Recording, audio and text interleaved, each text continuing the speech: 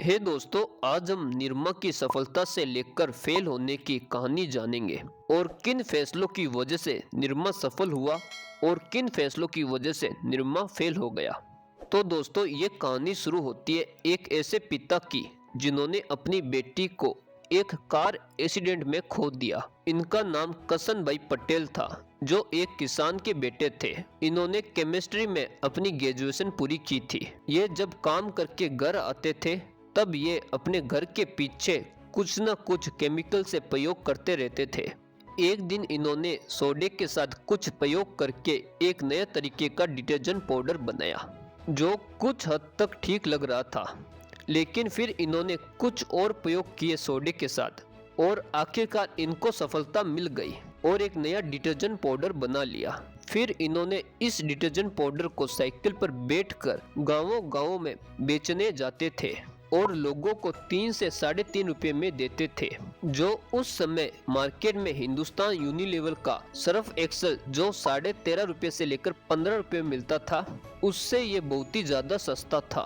करसन भाई पटेल ने इस डिटर्जेंट पाउडर का नाम अपनी मर चुकी बेटी निरुपमा, जिसको प्यार से निरमा नाम से बुलाते थे, उसके नाम पर रख दिया, जिसको आज हर कोई जानता है। करसन भाई पटेल को अपने प्रोडक्ट पर इतना कॉन्फिडेंस था कि वे अपने कस्टमर को बोलते थे कि प्रोडक्ट अच्छा नहीं लगे तो प्रोडक्ट वापस कर देना और अपने पूरे पैसे ले जाना। इस तरीके से धीरे धीरे निरमा का मार्केट बनने लगा। लेकिन निरमा का मार्केट केवल गांवों में ही ज्यादा था, वहीं शहरों में कम था, जिसकी वजह से निरमा का पेमेंट बहुत ही देर से मिलता था, जिससे कसन भाई पटेल को बहुत ही ज्यादा नुकसान होने लगा। इस प्रॉब्लम से जीतने के लिए कसन भाई पटेल ने एक बहुत ही मुश्किल फैसला लिया। उन्होंने अपने प्रोडक्ट की सप्लाई रोक दी, जिससे मार्केट में निरमा की कमी आ गई। उसके बाद करसन भाई पटेल ने अपनी अगली चाल चली। उन्होंने पहली बार टीवी पर निरमा का एडवर्टाइजमेंट चलाया, washing powder Nirma, washing powder Nirma, Nirma.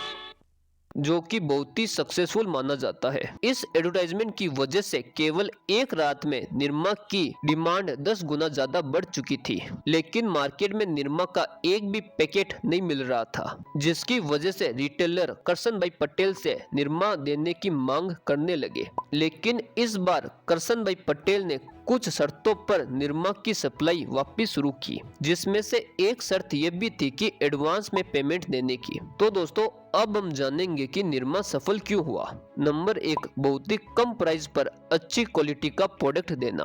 Number 2, अमीर लोगों की जगह मिडिल क्लास और गरीब लोगों की जरूरत को टारगेट करना। नंबर 3, अपने एडवर्टाइजमेंट में इंडियन कल्चर को बहुत ही सुंदर तरीके से दिखाना। अब इतना सब अच्छा चल रहा था तो निरमा फेल कैसे हो गई? तो अब जानेंगे निरमा की गलतियां। नंबर 1, बदलते मार्केट को सही से समझ नहीं पाना। नंबर 2, 2010 के बाद लोगों के पास पैसे आने लगे, जिससे लोग अब महंगी और दिखावटी चीजें खरीदने लगे। नंबर 3, निरमा की पैकेजिंग बहुत ही हल्की और पुरानी थी। नंबर 4, निरमा का प्राइस बहुत ही कम होने की वजह से अब लोग निरमा को सस्ता और हल्की क्वालिटी वाला प्रोडक्ट मानने लगे। नंबर 6, निरमा प्रॉफिट में आ गया था तब करसन भाई पटेल ने अपना फोकस निरमा से हटाकर दूसरे बिजनेस में लगाना शुरू कर दिया, जिसकी वजह से निरमा के प्रोडक्ट की क्वालिटी और मार्केटिंग में कुछ भी नया बदलाव नहीं आ पाया और धीरे धीरे करके ये बिजनेस फेल होने लगा। एक समय में निरमा का मार्केट 75 से 80% था, लेकिन आज उसका मार्केट केवल 8 से 9% तक रह गया है। तो दोस्तों, निरमा की बिजनेस स्टोरी से अब आपको कुछ बातें क्लियर हो गई होगी। हम आशा करते हैं कि आप अपने बिजनेस में ये गलतियां कभी नहीं करेंगे। वीडियो आपको अच्छी लगी तो लाइक कीजिए, चैनल को जरूर सब्सक्राइब कर लीजिए। मैं ऐसे ही बिजनेस स्टोरी लाता रहूंगा। Thank you and keep watching.